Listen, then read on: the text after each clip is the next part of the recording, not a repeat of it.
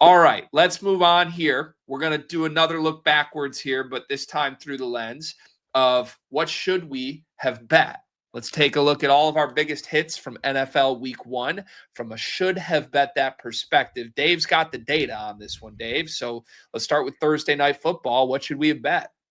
Yeah, so Thursday night, we talked about it on the podcast. The under was the best bet Dimers had in that game, both for probability and value. We both loved that play. Well, whoops, sorry, I pulled that up too early. We got a little lucky. The skies literally opened up to save that under. I believe 21 first half points, just 3 in the second half after the weather delay. But it's a cash, so we took that. Also in that game, which I just pulled up prematurely, was we hit Javonte Williams, the number 1 touchdown edge we had in that game. We talked a little bit about the Cowboys' backfield. We both love the value on Jaden Blue, who was inactive, so a void there if you bet it. But Javonte Williams was the go-to running back for the Cowboys, except for one big run by Miles Sanders, who then promptly fumbled. It was all Williams' backfield. He got a pair. I would expect him to very much be the guy next week, which we'll probably take a look at in the Dimers projections on the Thursday episode.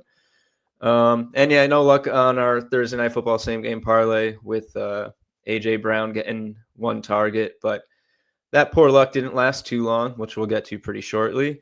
On Friday, what do we have? Chiefs Chargers, and we didn't talk about that game too much on the podcast. We looked at the NFL Projections Hub, how to put that to work for betting props and alternate lines. We saw that we had a big discrepancy on Omari and Hampton's yards, and he did not clear the ladder, but he did hit over the 45.5 rushing yards.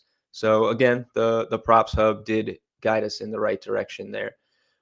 Just not for the plus money ladder.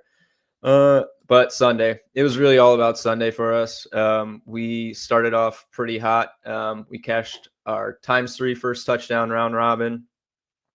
We cashed a huge touchdown parlay, Sunday Night Football same game parlay. The round robin, we had Bijan Robinson, James Conner, Kyron Williams, Devin Achane, and Chase Brown. Bijan Robinson cashed right off the rip, literally starting off Sunday with a first touchdown hit.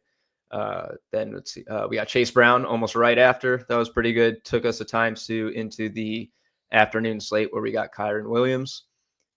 If you happened to bet these guys on anytime touchdowns, it was a sweep. So, if you see us post this again, it's certainly a way to consider betting it in an alternate way. But the ×3 cash at odds of plus 15, 438 was pretty sweet. For those that don't know, too, not to interject, I apologize. No, go ahead. But, obviously, round robins are unique conceptually, I would say. And I feel like it's something that the Dimers brand has almost become associated with the home run success. So I guess, could you just kind of elementary reset anyone who by chance is listening to this and is like, what's a round robin? But then also, why do we do first touchdowns for NFL as opposed to maybe anytime touchdowns, or the different ways you could potentially put these together? Yeah, these are great points. So round robin betting, if you're unfamiliar, it's let's say you bet a parlay. We typically stick to 5 legs. It's a method we found to be productive for us. And what you're doing is you are betting on the individual combinations of those legs. So if you have a 5-leg parlay, you have 10 combinations of 2 in that parlay. So you would be betting on the combinations of 2. You have options. You could bet on the combinations of 3, combinations of 4, or the 5-leg parlay. What this does is provide you with a little, I wouldn't use the word insurance. There's really no such thing in betting, but let's say an out, a backdoor to cash your bet. If you miss 1 leg or 2 legs, depending on how many you've round robined, and you can get some pretty nice payouts there with the odds. And, you don't want to be betting a 5-leg home run parlay, touchdown parlay, missing by 1 and maybe not have gotten anything there. The reason we go with first touchdowns rather than anytime is the odds, really. You can get anytime touchdown odds at this range, but we really don't like to be putting guys under plus 300 or so in these. Just for the payout, you would like to be breaking even at the very least if you hit just 2, the minimum required to win. And if the odds are too low, you just can't do that. It's not a profitable strategy. You might get lucky, but long term, you definitely want to stick with an odds range we find to be about plus 300 to plus 500 or so. We lean on probabilities here rather than value because the idea is to hit as many as you can. You're a little less worried about the edge. And we've, like Greg said, as this has become kind of synonymous with dimers in football and baseball season. And what better way to start the NFL season too? I mean, I was just refreshing Twitter while watching this, and the first touchdowns cashed. It was like, we're back. It was just incredible. Yeah, it was pretty great. It definitely set the tone for what was a very good Sunday. And I'll use that to segue into this.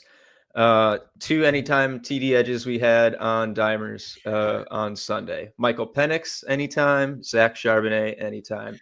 The value on these guys was pretty substantial. We had Penix at 22.2%, but his best odds were 850. That should only be about plus 450 off the top of my head for fair odds.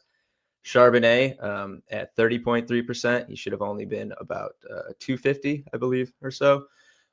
So myself and independently, another user in the Dimers Discord took these 2 edges, played them together, hit a plus 4,400 anytime TD parlay with the Dimers Pro best touchdown props. Yeah, pretty sweet. I mean, if you were watching this game, the Michael Penix touchdown was like a bit of fate, a bit of luck, a bit of I don't know what just happened.